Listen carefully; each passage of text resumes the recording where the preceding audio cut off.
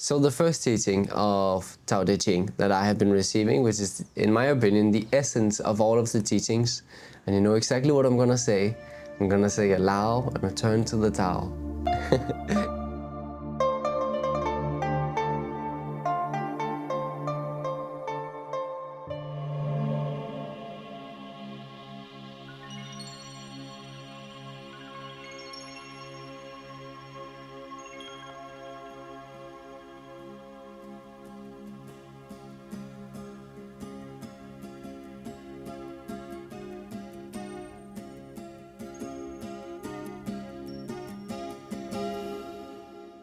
And I actually got this from the very first verse, the ending of the very first verse. I'm gonna find it right here. It's right here. Ever desireless, one can see the mystery. Ever desiring, one sees only the manifestations, and the mystery itself is the doorway to all understanding. So already that was the first thing I received from that. It was like allow and return to the Tao. And remember, if you have seen my first video too, it's like it comes to me that it's very fun to see actually. And the more that I practice these teachings, the more I kind of see it's essential, and the more I kind of see how important it is, and see it in the small nuances too.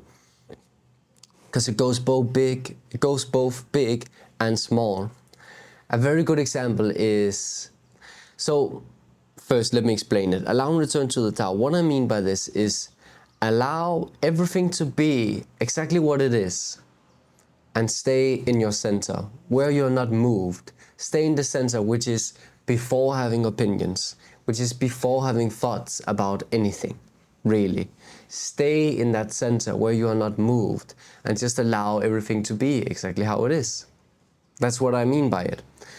And the more that we go to depth in it, the more we really understand its essence. Because what happens is that we in our minds have a lot of this and that and that. We have a lot of opinions. This is bad, this is good, this is right, this is wrong, etc., etc. We have this is perfect, this is imperfect. We have a lot of this in our minds, and it's actually keeping us from experiencing what actually is. So when something is being received in the mind, in our senses, we have an opinion about it, and if we like it, we want it, and if we don't like it, we don't want it, we resist it. And this is what's happening. Everything that is bad, everything that is not right, we resist. And we want it to be something else, so we crave. So we are craving and we're resisting. And allow and return to the Tao means allow everything to be exactly what it is, without having an opinion about it. And return to that center within, where you are not moved, that center within before opinions. And it also means allow your opinions to be, and still return to that center before your opinions. So you're still having the opinions of, I don't like this. Está bien. Return to that center within, because then the opinions will like slowly fade away. If they're not rooted in the mind, because you're not allowing them to, they will just slowly fade away. And here, good example of it was actually, I don't know if you heard it, there was like a motorcycle right here, driving by. Very loud, it's incredibly loud. And I got super annoyed by it actually just now, because it's like, I don't want that. So I'm saying, I don't want that, and I'm resisting it, instead of just allowing it to be exactly what it is. And the moment we start to resist, that's the moment we start to suffer. And it's so crazy to see when you're really going deep in it, and when you're really studying yourself this way. It's like, it's so crazy to see that. We help in the restaurant. My fiance's parents have a restaurant here, and we help, and every night we're delivering food. And the people here are driving differently than in Denmark. In Denmark, everything is very structured. If you are driving 60 kilometers an hour, if you can drive 60 kilometers an hour on the road, you're allowed to do that, that's what you're driving. And if you're driving like 59, you're driving slow, right? But here, I don't know what they're doing. Some of them are driving like crazy fast, and some of them are driving like crazy slow. And sometimes we are driving behind one who's driving like 40 kilometers an hour, and there's no one in front of him. There's no one in front of him, and I'm like, ooh, can you drive faster, por favor? We can drive 80 kilometers an hour here. Like, at least drive 60, por favor. And what is happening is that I am wishing something to be something else, and I actually start to suffer. And the suffer goes like this. I start to get irritated. I start to complain, and then I get angry, and then I get mad. I literally start to suffer because I'm not allowing the experience to be exactly what it is. I'm not allowing what is to be. I want it to be something different. So, and as soon as we do that, we're suffering. Even in the small stuff. What I'm doing now when I'm seeing it is I'm practicing laughing. So I'm like starting to laugh at it. That makes it easier, that makes it more fun, actually. Then it's fun, you know, then it's fun that I get, because then looking at it from that perspective, like taking a step back and looking at it from the perspective that I am getting mad because someone is driving slow, then I find that hilarious, right? They also always drive with long lights. Here, you know, you can have like the long lights, which is very blinding. They don't care. So I'm being blinded every day. I'm like sitting in the car and I get mad. And I get really mad. I get really irritated. And I'm mad even afterwards too. You know, I actually have to take a moment to calm down. And you see how I am suffering. I am suffering because I want something else than what is. I want people to drive in a certain what's it called, like certain speed. There we go. I want people to drive in a certain speed. I want people to not to drive with their long lights on. I want people on bicycles to have lights and reflex vestes so we can see them, por favor, because that's how we do in Denmark. You see, because I want a certain thing so I am then resisting what is. I'm wishing for something else than what is, and I suffer because of my opinions of what has to be, of how it should be, right? Allow and return to the Tao is the cure for this. It is exactly to allow everything to be exactly what it is, without having any opinions about it, and just return to the center within, return to the Tao. And if that is return to the Tao, like in prayer or however you want to do it, and do it exactly how you way. Allow and return to the Tao. Now, here on the beach, there's a lot of trash. There's a lot of trash on the beach, and that makes my heart burn of anger. Like sometimes I'm crying. Not crying. I'm a man, I don't cry, but like I'm so angry. I'm so hateful towards people who does that. Because they just do it. They just do it. They don't care. They don't give a fuck. They're like, trash? Oh, I'm drinking this beer. Done. They just throw it. They don't care. Plastic, everything, they don't care. So the beaches are filled with trash. And then I get super hateful. I suffer a lot. I suffer a lot because of my resistance of what is. But then again, you know, my reaction towards it of being angry is also part of that perfection, because I'm like, how can anyone ever do this? How can they think so little and just throw their trash and not even think about it? It's so disrespectful. And I'm having a hard time with that. I'm really having a hard time with that. There was actually this instance the other day I went out running. I got chased by 3 or 4 dogs. I ran out in the water. I was so fucking afraid. Now I'm super afraid of dogs again. It's crazy, man. The dogs here are so dangerous. And I'm not the only one saying that. Like, people are legit afraid of the dogs here. So many street dogs. No, but I wanted to share something else. The other day I was out for a run in the morning. And it was like Monday, I think, right after the tourists. So they had left. And there was so much trash on the beach. And I was so angry. My heart was crying. I took the trash and I was like throwing it, you know, over. It's like, there was like a wall for like the city and the beach, because there comes like very high tides, high and strong waves. So they built like a wall with a little staircase to get down. So I was like angrily throwing the trash up. And then one came up who was actually cleaning on the other side. And he was like, what are you doing? And I was like, the trash is going in the water. Like, what do you want? And I actually yelled at him. He did not yell at me, but I yelled at him. I did not say anything bad, but I yelled at him, and it's not nice. Then I started running. I was like, leave the trash be, I will take it when I get back. And I started running, and I was like, this is an example of living in the way. This is an example of living in the Tao. I could see that, you know, it was me. I was not fair, you know. I could have gone up and just put the trash, or I could have cleaned the trash myself. He was cleaning, like he was cleaning the trash because he lives there. So the perfectly wrong person to be mad at, because he's actually cleaning, you know, the perfect wrong person to be mad at. And I was running, and I could really see it, and I was like, it was very disrespectful of me. It came from the anger in my heart. And then when I got back after running, luckily I found the man. He was still cleaning. And I went to him and I was like, hey man, I'm so sorry. That was so disrespectful of me. And I came and I apologized for my behavior. And I shared that, you know, I was just so angry because of all of the trash, and because people are so disrespectful and just throwing the trash. And he was like, no, not at all, not at all. He was like, you're so right. Like, the trash goes out. And he himself is like, he hates the tourists because of the lack of respect, and he hates walking on the beach because there's trash everywhere. So then we became friends.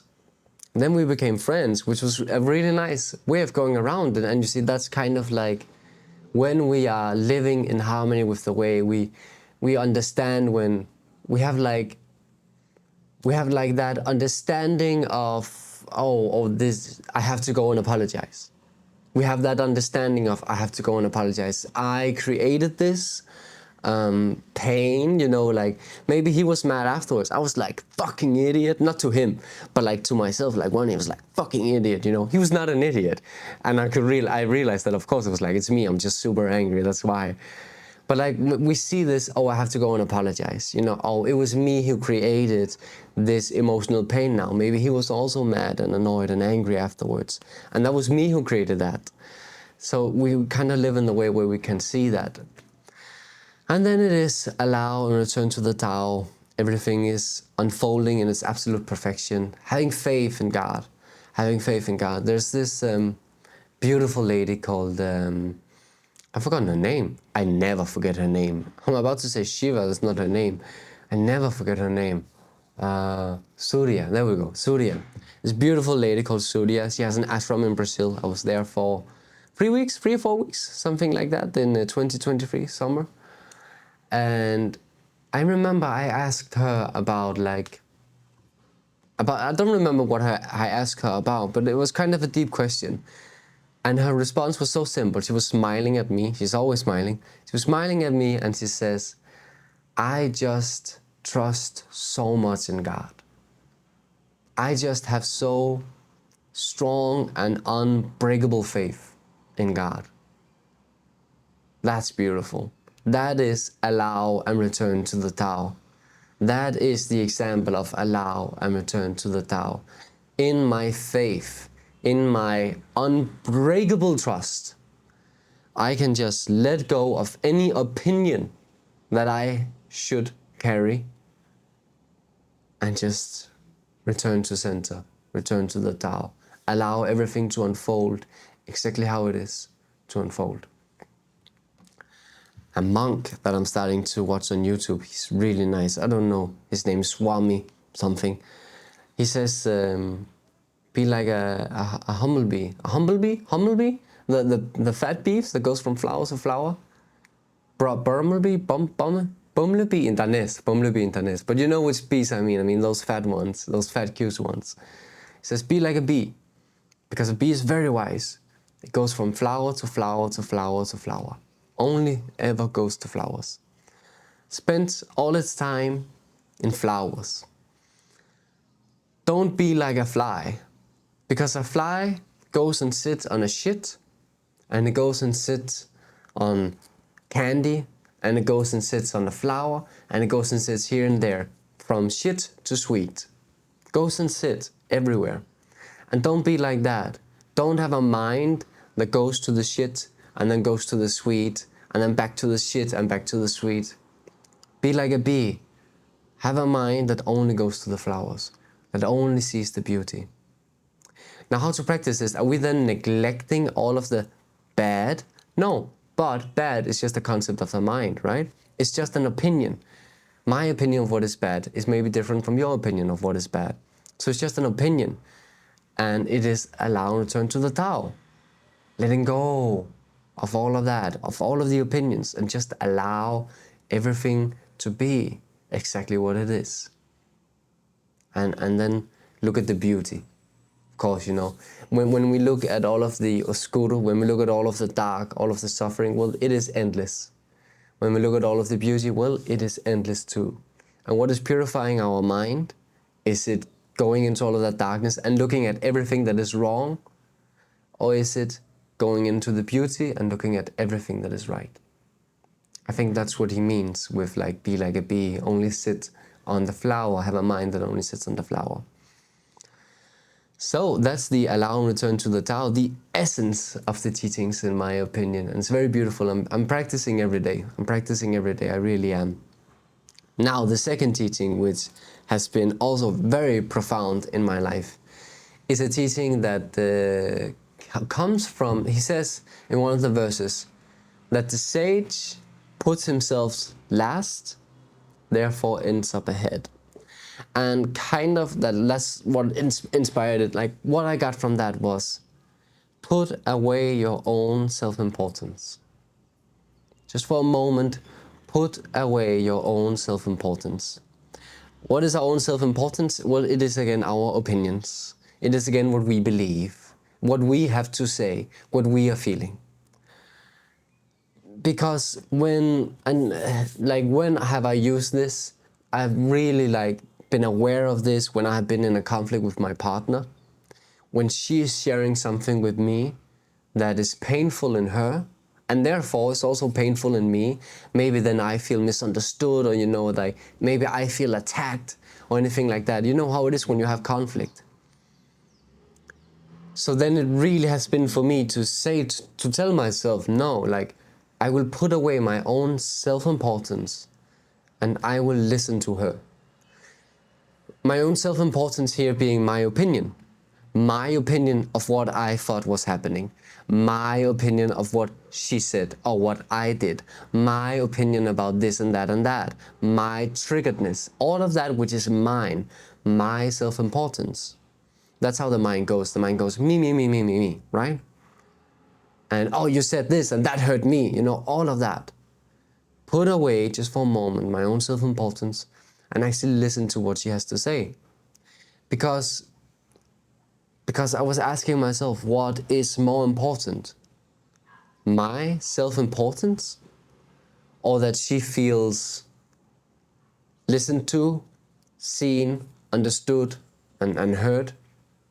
What's more important? And I could never say that my own self-importance was more important, no matter how angry I was, no matter how frustrated I was. And sometimes I was really, really, really angry because she was not listening to me. That's what I felt, right? Because I did not feel listened to and I was really angry. And then I was like, well, then I don't want to listen to you. But then I was like, but here is a human being who right now is sharing their pain with me, who's sharing their dream, which right now is a dream of pain, with me. And what is more important? My own self-importance of being triggered and angry and feeling hurt and not feeling listened to, or to make sure that this human being that is sharing with me feels supported in the moment of difficulty, feel listened to in the moment of difficulties, feel seen and heard and understood. And 10 out of 10, that is more important. That is more important always, all of the time. And that has been such a beautiful journey of actually putting myself last like that, putting away my own self-importance of what I want, of my opinions, and actually just listening.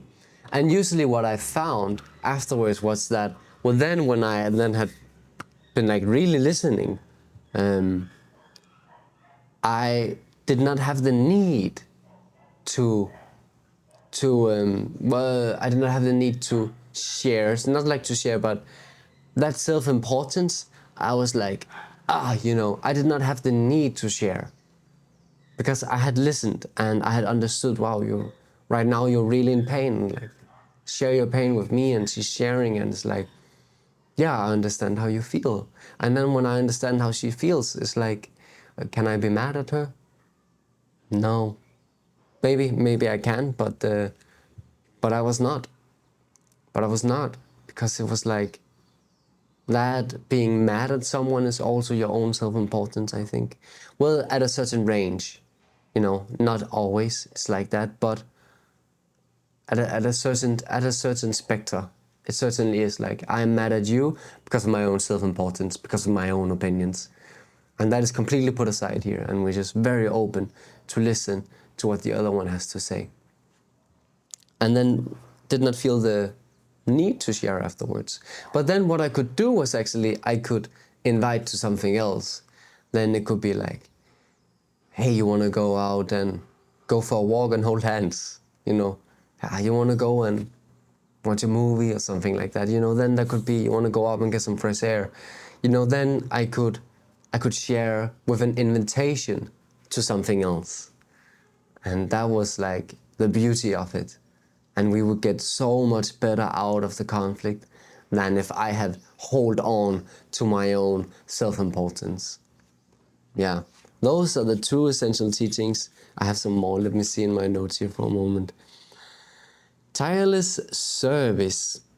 Everything in life is the Tao. Tao is everything. Tao is all living, living in all beings, and Tao is very intelligent. And letting all of your habits and all of your actions being at service for that one, being at loving service for that one. And here it came to me. It was a couple of days ago actually.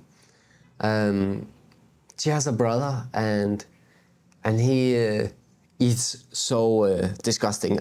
I don't like watching him eat. It's so disgusting. I'm like every time. And he has a certain attitude. He has a certain attitude towards the family, and his attitude comes from a lot of pain.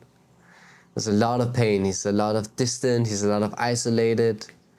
His attitude is so annoying. It's so difficult for all of us, and it's so annoying.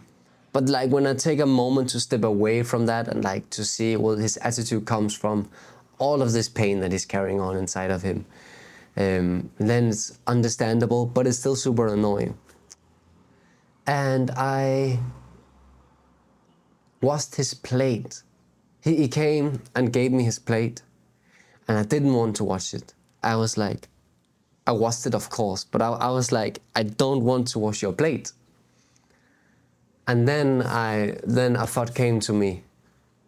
If this was my master Satya, whom I love very dearly, whom I love as Hanuman loved Rama, so now you know that Satya if you're watching, and if he came to me and gave me a plate, I would clean it. You know, that would not be, I would be like, yes, give it to me. If he came to me and gave me 100 plates, I would clean them, because I love him so much. But here came the brother of my fiancée, and he gave me one plate, and I did not want to clean it. I did not want to do that service to him. But so maybe I don't want to do that service to him, but who do I want to do that service to? Well, I want to do that service to my master. What is my master representing? My master is representing the One. So I want to do that service to Krishna. I want to do that service to the Tao. I want to do that service to God, to Rama. So then letting that be my point of view, like letting that be in my mind, that he's coming and he's offering a plate, my brother there, well, the brother of my fiancé, he's coming and he's offering a plate. And then I am cleaning the plate, and it's a service that I'm doing for him. And in my mind, it's a service I'm doing for God. And I thought that was very beautiful. It felt very right. It felt very right at the moment. And that's also like, he speaks a lot about service in Tao Te Ching, of course. All of the masters speaks about service. You know, my master told me this, it's from Hinduism. when we are to realize the self, the true self, then what we realize is that we are Brahma doing Brahma to Brahma. And what it means is, Brahma is the universe. Brahma is the manifestation of the universe, as far as I understand, right? It's the universe, essence. It's the essence of the universe. And so we are Brahma. We are the universe. We are the essence. Doing Brahma, what is the essence of the universe? The essence of the universe is service. So we are doing service to Brahma, to the essence of the universe, because everything is the essence of the universe. Now, the essence of the universe is service. An amazing example of this, which he also uses in this beautiful book of Tao Te Ching, uses it about water.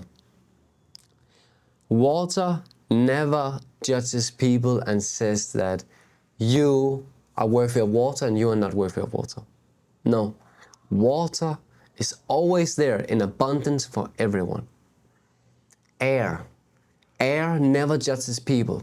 Air never says you're worthy of air and you're not worthy of air. No, air is there in abundance for every single human being on earth. We always have abundance of air. That is service. That is tireless service, because it is the nature of the universe. That is service. And all of the elements, the sun is shining all of our lives. All of our lives, the sun is just shining and shining and shining and shining. And look what happens with a love like that. It lights up the whole sky. It's so beautiful. And the sun does not say, you deserve sunshine and you don't deserve sunshine. No, the sun is just giving and giving and giving and giving. And all of life here on earth is dependent on the sun. And it's just given in abundance. That is service. The essence of the universe is service. The essence of nature is service. Therefore, when we realizing the true self, we are Brahma doing Brahma to Brahma. We're the essence of the universe doing the essence of the universe to the essence of the universe. And also, service is then not a thing of doing. Service is a way of being. We are being service. We are being at service. I think that's very, very beautiful. And this way of seeing life is a very beautiful way of seeing life. And it's also like, I think in order to rise up and become better, I don't know if you can say better, but like in order to rise up, I think we have to see life in a different way. Instead of seeing life as 1 + 1 = 2, then just seeing life as a miracle, a beautiful, harmonic miracle. There's so much yin and there's so much yang.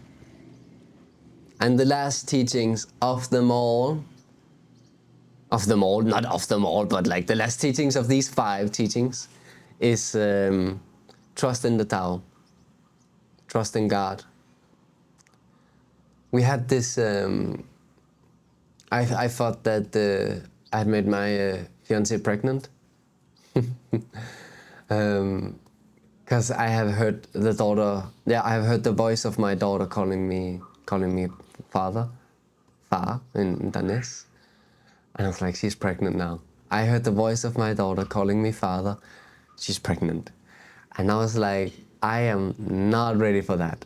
I don't have an income. I don't have a house. I want to travel for many years. There's so much stuff I want to do before getting a daughter. And especially like having an income, por favor, having some money so I can actually take care and I can actually provide. This life right now of not having an income, it's fun and I can do it because I'm young. And I don't have the responsibility of a child. And I was like, but with the responsibility of a child, I'm like, por favor, like I can't do this. And I was resisting and I was suffering. I was suffering so much because I was resisting back to allow and return to the Tao. And I was standing in the kitchen and cleaning, washing the dishes in the restaurant. And huge amounts of anxiety, drowning in anxiety. And I was praying, I was like, I will do anything. I will do anything for, not to say for her not to be pregnant, but for us to wait with getting a child. You know, I feel like that's two different things, but like for us to be able to wait of getting a child, for our daughter not arriving now, for Vida not arriving now, it's like I will do anything, anything. And I heard a voice inside of me that said, will you then let go and trust? And I was like, oh, I can't do that. I can't do that. And I just saw how I was holding on. How I was holding on because I was so afraid of where I was being led. I was so afraid. The stream was so strong and I was like holding on. And I was so afraid. I was like, I don't want that. Like, I'm afraid of where the stream is going. I don't want that. I don't want where the stream is going. But it's not, but I don't know where the stream is going. I was afraid of where the stream was going, and I don't want the stream to go where I'm afraid that it's going to go. So I was holding on. And a voice inside of me said, can you surrender? Can you surrender and let go and trust? And I was like, oh, it's the only thing I cannot do. It's the only thing I cannot do. I was like, you have to give me something so I can trust you. Then she was not pregnant. Her period arrived and everything. And I was like, wow, I see. And the only thing that was asked of me was if I can let go of trust. And also, what would that have done? It would not have changed the outcome. The outcome would have been exactly the same. But my suffering would have been, what's it called? Like, would not have happened. I would not have suffered so much. And what was asked of me was to trust. Can you just let go and trust? No, I can't. Yeah, but the outcome, whether we resist or not, like the outcome is the same. And if we're not resisting, then we're actually more open to receive, to what is actually to be received. So yeah, thank you for watching, man. This was a long video about the teachings of Tao Te Ching. I hope you enjoyed. I hope you got something out of it. And see you on Tuesday on the next Tao Tuesday. Be happy, my friend.